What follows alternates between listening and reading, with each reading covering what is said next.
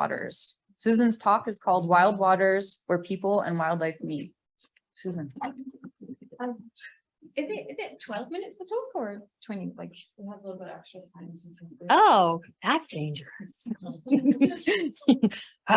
Okay, so I was doing this talk and I thought I'd pull out a few strands from my book. And conveniently, I use the book cover as, you know, it's great. You have a book cover. You're like, I can just kind of jack this and like write in a subtitle on there and that works. So the book title is actually, you know, a companion to a water lover's companion to Britain and Ireland. So I just changed it to my talk title here. I think you're allowed to do that when it's your own thing. If it's someone else's thing, they might be upset. So it's also handy because actually right up top, you can see it says illustrated by Alice Goodrich. So you can see who's done most of the illustrations that come up in this talk, because there's a few things where I'm using some things from Twitter. So there's some other people's crafts in there, but otherwise the artwork is from Alice. And also can show you right away, it's a guidebook to nature in Britain and Ireland. And when we talked about the cover, and I said, first I said, oh yeah, whatever you guys want. And then I woke up, I said, no, actually I want pink and I want people within nature. And that's really important. And, you know, I want a kind of steely blue, you know, all this list. But really central was the idea of people within wildlife, not at a distance or not just wildlife. So it kind of introduces the whole concept there. Yay. So this is me, you know, at my official institution, Naturalis, where I work on wild orchid trade. You know, trying to look proper as you do for the proper photo. My hair's actually wet because I've been swimming in the sea. It was quite dirty because it was seaweedy and stuff. So you can't tell. I love that. And here's me, like, ta-da, here's some of my orchids that I work with in nature. But I was actually on a like micro adventure swimming trip, did every island in the Outer Hebrides in 3 days with a bunch of swimmers. So when we did an island, we swam off it. So the swimming is kind of going on anyway. And then when Gail Wagner asked me what I was talking about here today, I said, oh, actually, it's not about the orchids. I'm talking about swimming and things. So then she said, oh, look, here's this picture of you from the SEB in Plymouth 10 years ago. So this is not a surprise that I'm not talking about orchids for a lot of people. And then I just thought I'd show you a little picture of me and my friend Alice, the illustrator, having a swimmeroo. You know, water's fun. It's a nice place to be. That's not as warm as it looks. That's Scotland. It's about 12 degrees, the water. I don't know what that is in your Fahrenheit. It's chilly. That's why we have the hats. Stops the brain from freezing. It's my hot tip. So diving into the book, one of the sort of penultimate chapter, I said, oh, I want to do some stuff about capturing memories.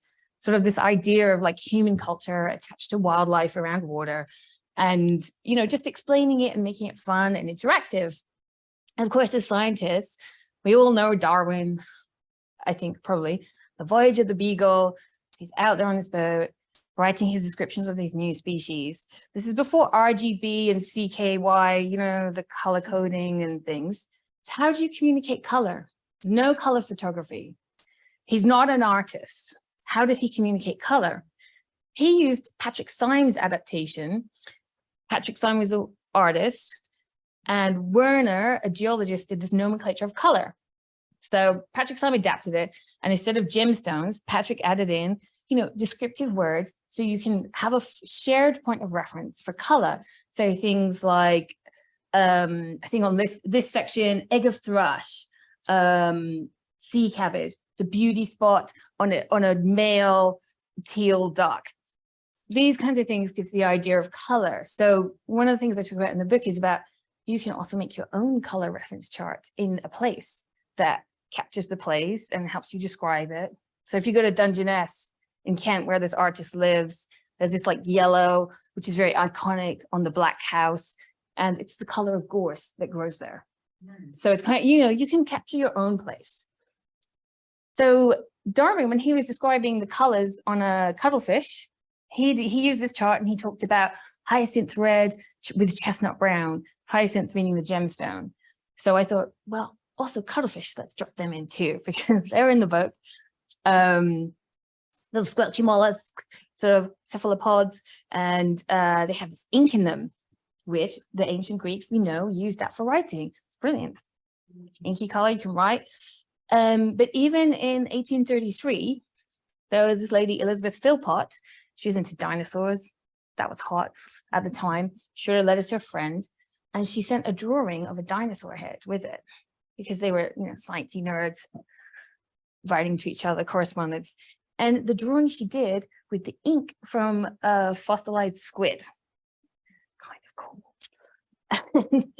In 1875, the naturalist at the Brighton Aquarium, he writes in his records about the local fishermen catching cuttlefish, taking out the ink sacs, sending them up to London, where they went to this artist supply store, and then the shop in London would dry them, grind them, purify them, and then that was used by artists for ink. It's not that long ago.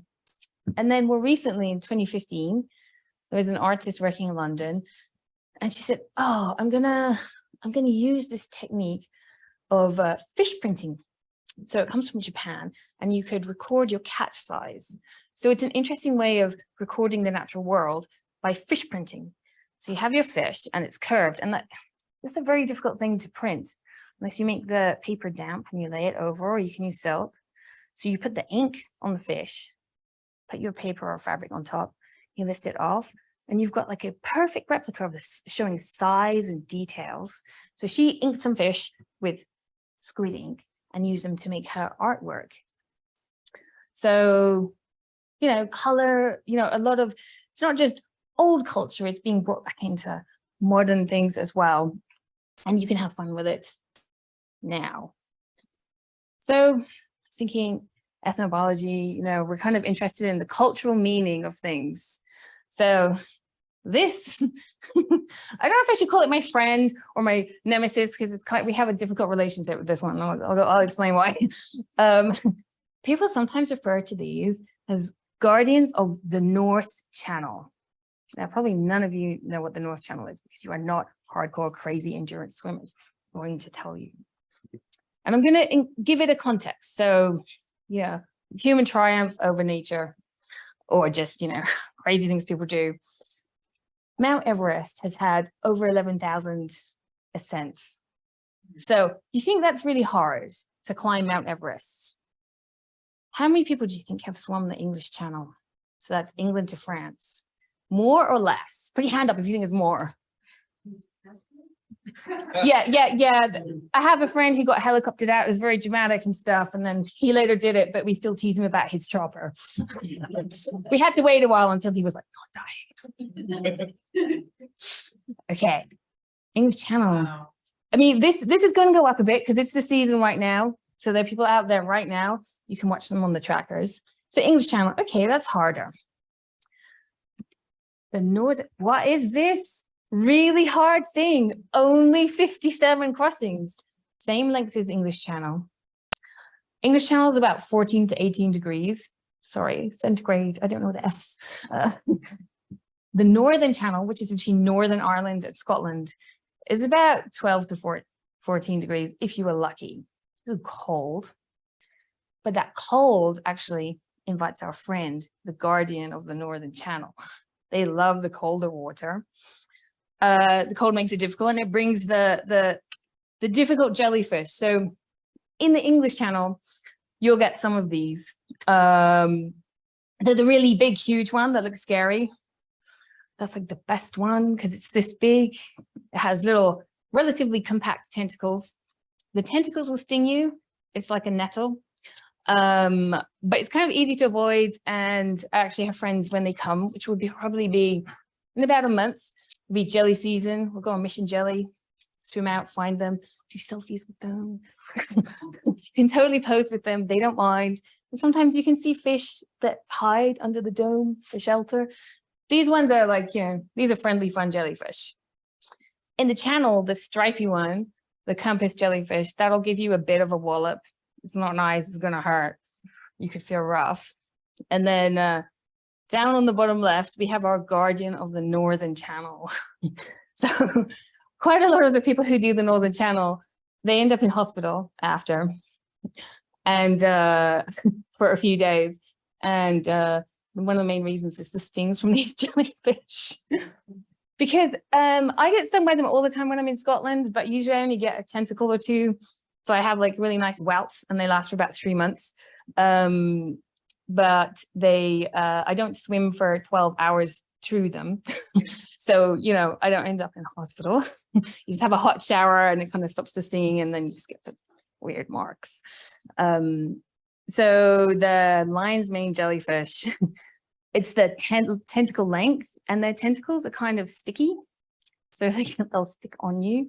And they also snap off. So they can float through the water and you don't swim to avoid it because it's like this fine hair. It just comes like, and it slips down your swimsuit or smacks you or, you know, it's kind of itchy. But also they are incredibly beautiful. And this is not a fanciful illustration. This is the thing about the book. This is Rachel, who was looking at a lion's mane jellyfish. And Alice, the illustrator, was like, oh, I wonder if she's going to get stung. She didn't. She was just admiring because when the light shines down, these are really beautiful animals. So you can enjoy them as well as, you know, accept the pain if they sting you. But in the book, I do actually say, you know, the research was done and the way to reduce the pain is a hot compress. So vinegar helps a little bit. The peeing on people, the jellyfish thing, that's if you have a fetish, it's not helpful. It's a certain practice, but not for a jellyfish thing. Do the hot compress on this one. Okay, so in the book, you know, I take some species and explore them, but there's a perspective, which is for people to enjoy them and not to harm them. And, you know, a lot of, you know, it's very easy in Britain and Ireland to think there's not really sort of any politics to nature and the interactions with people. It's all done and dusted. This place is all, it's all set out and it's all cool and everything. It's not. So during the COVID, when we can go anywhere, this beach was one of the ones that got rammed.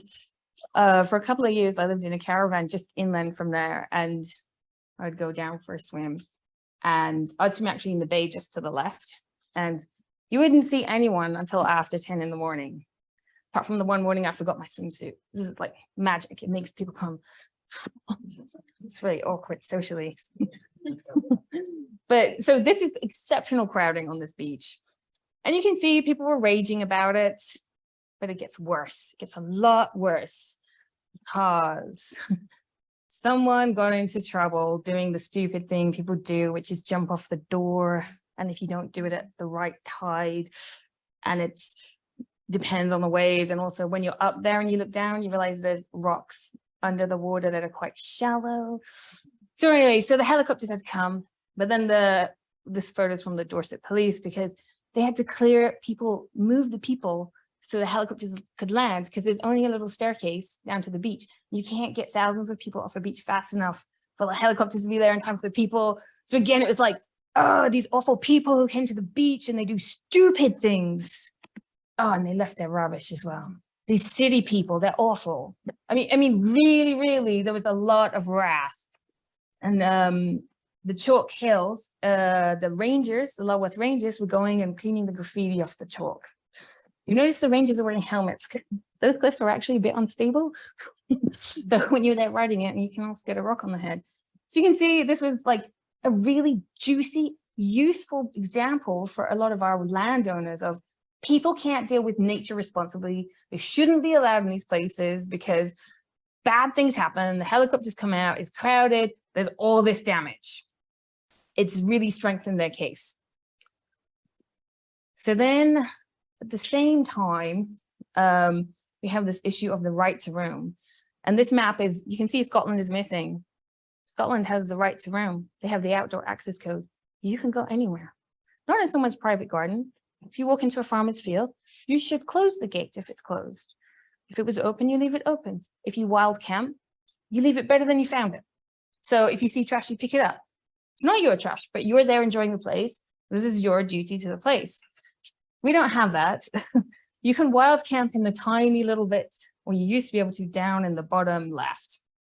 And then the green areas are the parks.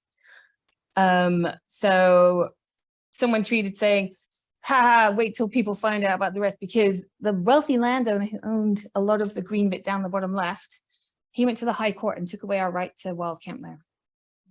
So mass protests, but also the realization, actually, most of our land is owned by people who are hardly ever there.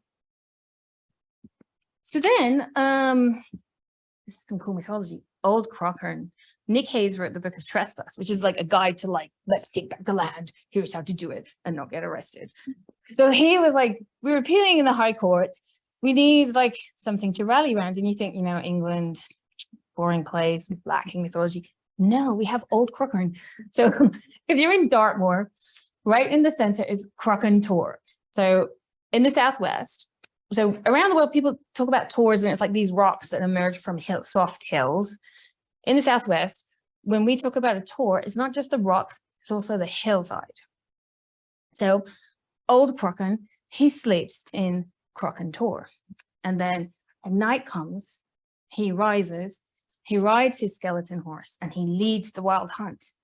But there's more to it than that, because during the time of the Enclosures Acts, when common lands were being taken away from the public, made private with property owners' rights, someone had this vision, and they said to everyone, you know, this Manchester guy who's come down, he's rich, and he's bought all the land around Crockern.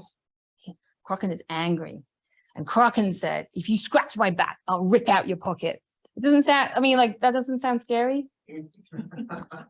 But actually, what happened is this wealthy landowner bought the land and he tried to farm it. He fenced it in. So people were upset. They've been kicked out of their common land. He fenced it in and was trying to farm it. It didn't work. You can't farm this hillside. So he went back to Manchester with his tail between his legs and he lost all his money. So the land, Old Crockern, is back, the hills, the farmers scratching at it, trying to make it grow in a different way. So Crockern ripped out his pocket and made him poor. So this is why Nick was like, oh, we need a totem for this Dartmoor fight. Obviously, Old Crockern. So we have like this kind of like very active, you know, as a response to the private land ownership and the keeping people out and the loss of the common lands, we have this response of fighting for rights and fighting for access and defending spaces as well. And there's another part to that, which is within the book, is instead of saying we shouldn't let people in these places, what if we tell them how to be in these places, but not to harm them, and how to enjoy them? So with Alice, when we're talking about seals, you know, because everyone loves to see seals. And I said, yeah, could we show like someone with binoculars or something? So she did this cool thing. Do you see they're looking through the binoculars? Because when there are pups and when seals are on land, you should be using binoculars to look at them. And sometimes you're bimbling on the beach, you're like, oh, seal, you should go away. Because the pups can be abandoned by their mom if you're around the pup. And also when seals are on land, they're resting, they're sleeping, they're digesting, they're feeding their pups. Or, you know, they don't need you there and they don't need to be anxious. And they get terrible injuries if they're startled and they jump off the rocks. They can break their flipper, which actually can be really fatal for them because then they can't hunt or feed. So you don't want to startle them and scare them and they jump off and panic and, you know, stampede. So seals, you keep a distance on land. Well, if you go in the water, you can see seals. That's the way to see them. So this is in the text, like, when you see seals, on the land, stay away, but in the water, they come to you.